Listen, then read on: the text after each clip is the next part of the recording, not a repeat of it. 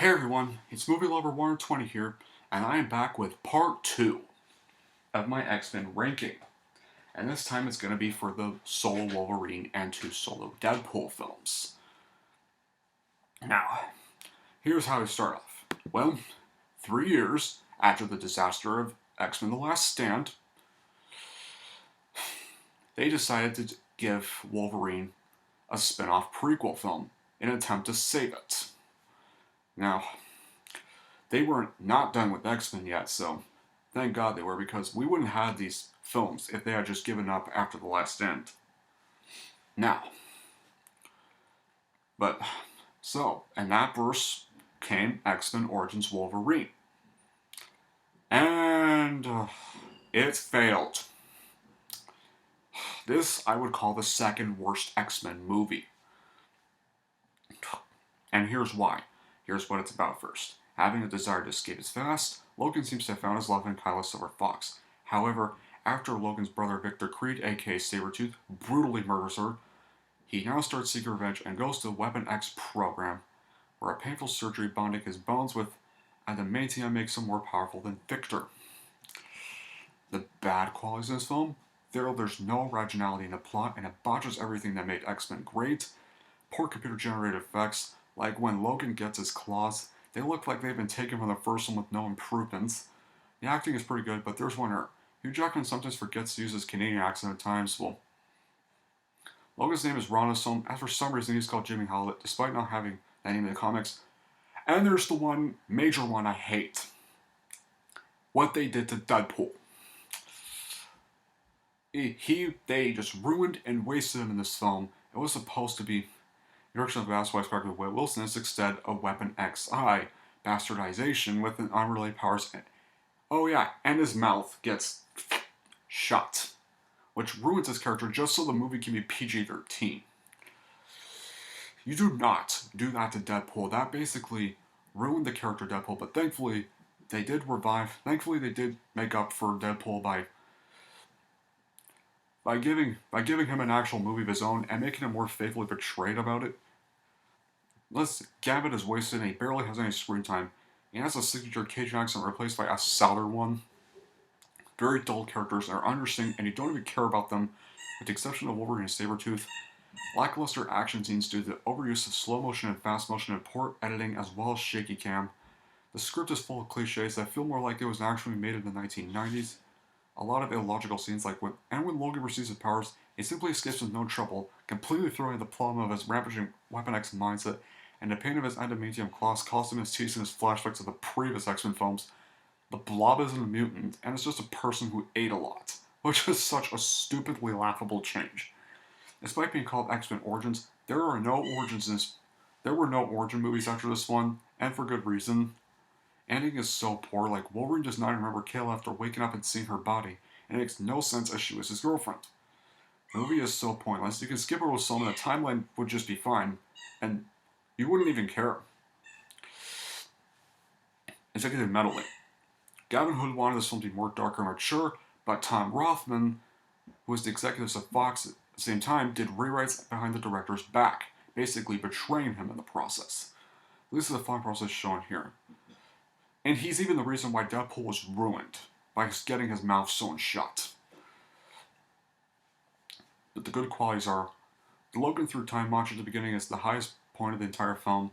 A few inspiring moments like the fights between Logan and Victor, the fight between Wolverine and Weapon XI is epic, the acting, especially from Hugh Jackman and Lee Schreiber, is good, and the cast does the best they can with the poor script, and Ryan Reynolds was good as Wade Wilson, and thankfully he did get his own Deadpool movie, especially after this, and actually even Hugh Jackman actually would pretty much agree with us that he hates this movie as well. Even Ryan Reynolds would also agree, and he completely was furious at how his character Deadpool was butchered, and even he also hates it too. Thankfully, yeah. And plus it was apparently leaked before it even got released in theaters, so that even further ruined the film. So yeah, how would I rank this film? 4 out of 10. It's the third worst X-Men movie, well, behind Dark Phoenix and New Mutants, but enough about those films, because But thankfully, 4 years after this disaster, we did get a somewhat better portrayed Wolverine movie, and as for, of course, the Wolverine 2013. Now, what's this film about? Well, this is where Wolverine goes to Japan and meets an old friend whose life he saved years ago, and gets embroiled in a conspiracy involving Yakuza and mutants. Now, now, it was definitely much better than X-Men Origins, and Wolverine was somewhat better portrayed in this film, and he did get a few more, four more violenter scenes in it, but there's definitely a good film with lots of action and slight scenes. It did get a little confusing at times, like, Sword and Ally Snap become enemies and act like imbeciles, and there's just no reason really why. And Wolverine somewhat grows a sixth sense and locates people with ease, and it's kind of lazy with the writing. But there are other good things, are like, they did foreshadow Logan at one scene where Yuki mentions that she had a dream where he died and there was blood and he was holding his heart in his hands, so it turned out to be some pretty good foreshadowing after all. How would I rank it? Well, I'd rank it a 7 out of 10. I would say it's... Okay. I would say it's more among the 6th best. Yeah, I'd say 6th. I mean 7th best, but I'm sorry guys, there's just so many X-Men films in this franchise, and it's kind of hard to keep track, but oh no.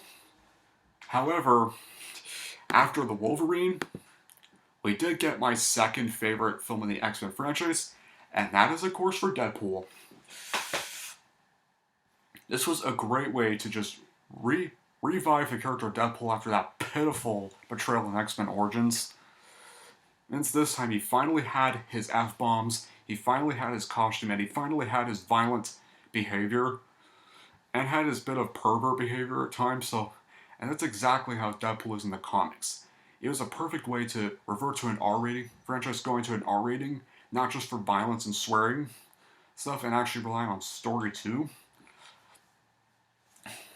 Well, as we all know, it's about the origin of Deadpool stuff, and why it rocks, because there's excellent funny humor, along with and there's so many great fourth wall breaks, just like the original Deadpool. It doesn't take itself seriously, it's fully aware of its dumb premise, generic villain, and knows it's only meant to be comedic entertainment. Intentional cliches and tropes that work in the movie's favor actually become funny, even though opening credits mock the movie. Ryan Reynolds' performance as Deadpool is so fantastic, his iconic fourth wall breaking is done brilliantly, and the film's self-awareness is just as good. Lines such as, and make sure my suit isn't green or animated, which is a nod to the 2010 11 Green Lantern movie, which Reynolds also starred in and also hated. It also mocks his previous super performances, like his first appearance as Deadpool in X-Men Origins, and several jabs at his portrayal of Hal Jordan in Green Lantern. Some awesome special effects, including fully CGI Colossus, and also very tough characters like Negasonic Teenage Warhead. His do-goody personality can trust Deadpool's irresponsibility very well, makes up for some funny interactions. Deadpool makes fun of the fact that Colossus and Negasonic Teenage Warhead are the only X-Men to appear in the movie. Very awesome music by Tom Hulkenberg. So much focus on the source material. Deadpool's adaptation from the comics was near perfect. A well-timed and well-choreographed rival between Deadpool against Ajax. Well-known X-Men characters like Deadpool, Colossus, and well, you get the point. And especially one of my favorite scenes where Deadpool cuts his hand off, he gives the middle finger like this, and it's so hilarious, and it was the first successful R-rated superhero movie. Okay, there was Blade, but that was more minorly successful, but this was the first one to actually become the highest grossing R-rated movie of all time, and broke so many records at the box office. And honestly, also, this came out on the year I graduated high school. And I think it was a perfect way to begin my perfect way to finish off my high school life, and a perfect way to descend into my life as an adult. I don't think this could come out on any other year, and this year, the year it came out was the perfect way for it to release. The bad qualities, well, there are some somewhat poor grasp with source material, like Kavi's portrayal of this film is not as accurate to her comic book counterparts, and she has no superpowers in the movie. And Negasonic Teen's Warriors portrayal isn't really accurate, and Ajax is kind of more generic villain, but I can look past all those. How I'd rank it? It's a flat out 10 out of 10 for sure. My second favorite X-Men movie of all time, and a favorite of the two Deadpool films. Now, and I really hope that Disney still allows Deadpool to be R-rated, and they don't make him PG-13, because Deadpool is not for kids. He never was. Like, making him PG-13 would just ruin him. And if they do that, I'm so gonna rage at Disney because you do not tone down Deadpool. That is not who he is. Then, a year after this movie, we got another R-rated X-Men installment, and what is actually my favorites of the whole franchise and my favorite of the Wolverine films, and that is for Logan.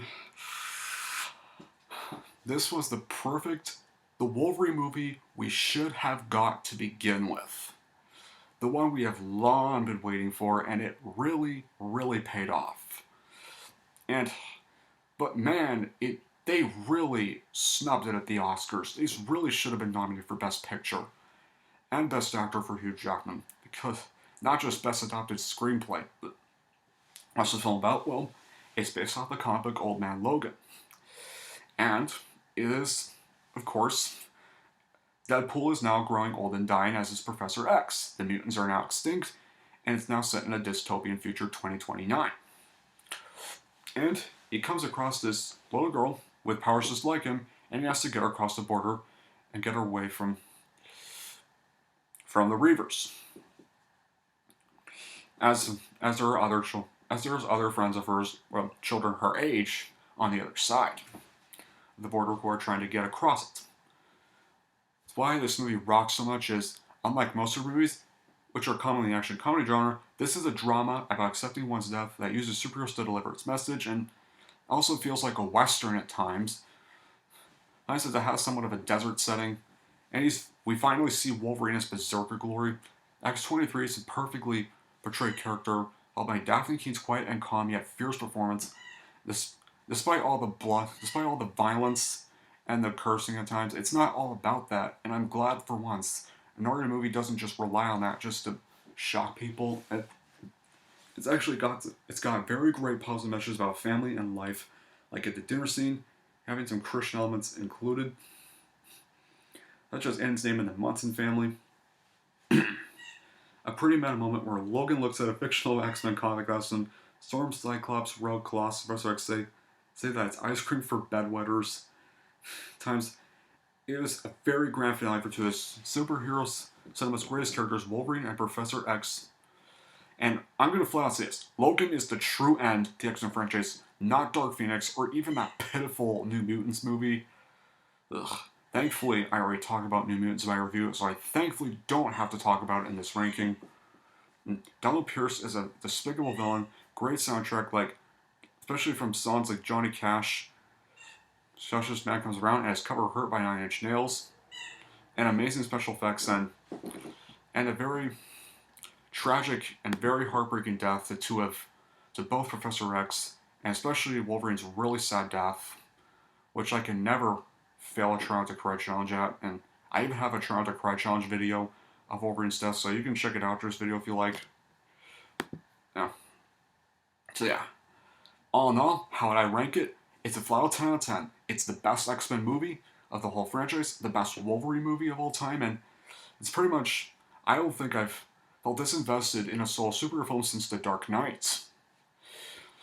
It's just one of the best films I've ever watched and one of my favorite movies of all time. Even the black and white version is really good too. Well, then of course, however, we still had to get a Deadpool sequel, because it would be complete if he didn't get one. So of course, we did get a year after Logan, we got, of course, Deadpool 2. And I'd say it's my fifth favorites in the in the X-Men series. Sure, was it as great as the first one? No, but it's still a very epic sequel. So what is Deadpool about? Well, after his girlfriend Vanessa is killed, Deadpool falls into depression, but he comes across this kid with these with these mutant powers, who is abused in an orphanage, is actually has a sinister plan that he has to somewhat travel back in time and also meets another time traveler named Cable who wants to kill the kid. Because, well, I think you already know why, but yeah. So, what's good about this film? Well, there's still excellent outlandish humor with very crude jokes that take direct jabs at our modern superheroes like Wolverine, Batman, and Green Lantern. Ryan Reynolds' performance as Deadpool is still fantastic as usual. In fact, I don't think anyone else can play Deadpool other than him. And thankfully, even though he's now in the MCU, they're still getting him back, which is still good for their film, which is good. And Deadpool even has more character and conflict while still keeping his irresponsibility, fourth wall breaking sense of humor. It's got even more heart than the first one and makes it even more faithful to the source material. The action scenes are kinetic and fluid, like swords, fists, and superpowers pack a punch with every hit. Fantastic special effects like Cable and the fully CGI Colossus. Marketing for this film was amazing. It fit into Deadpool's character well and played a big prank on the viewers with Peter W. While the first Deadpool movie parodied the generic superhero origin story, this one parodies the typical hero needs new ally story. Subverts many superhero tropes in modern movies. It even fits nicely in today's modern superhero team-ups like Infinity War with its very own X-Force, although unfortunately they're abruptly killed off, so it's kind of pointless in the end. Cable is an awesome character, especially with Josh Brolin's performance, even though I like Josh Brolin better as Thanos, but he's still awesome as Cable too. Domino was very badass and entertaining. Juggernaut is so much better portrayed in this version, and very awesome as film. He's funny, and it doesn't make him less intimidating as a villain. Fire Fist is an amazing character. It goes through a lot of character development, and one of the best, most hilarious post-credits scenes in any superhero movie of all time, especially when he kills X-Men Origins portrayal of Deadpool, and when he goes back in time and kills Ryan Reynolds before he can make Green Lantern, and then says, "You're welcome, Canada." And an amazing soundtrack that fits well. The bad qualities of that. The Headmaster is such a weak villain. Fan favorite Teenage Nigga Song Teenage Warhead is not well portrayed in this film like the first film, and in fact, I didn't really like her in this film. And a plot hole of how Cable even kidnapped Weasel, and story feels much weaker compared to the first one, and Yukio is not even like her comic counterpart at all, it's just more portrayed as a goof. And that I did not like, but I would look past all the flaws, and I would rank this a 9 out of 10. So, yeah, not as good as the first one, but still a good sequel nonetheless. Alright, so final ranking. How did I rank it? Well, first place, Logan. Second place, Deadpool. Third place, X-Men First Class. Fourth place, X-Men United. Fifth place, Deadpool 2. Sixth place, Days of Future Past. Seventh place, X-Men 2000. Eighth place, The Wolverine. Ninth place, X-Men Apocalypse. Hold on, guys, this is really hard. Oh yeah. 10th place, The Last Stand.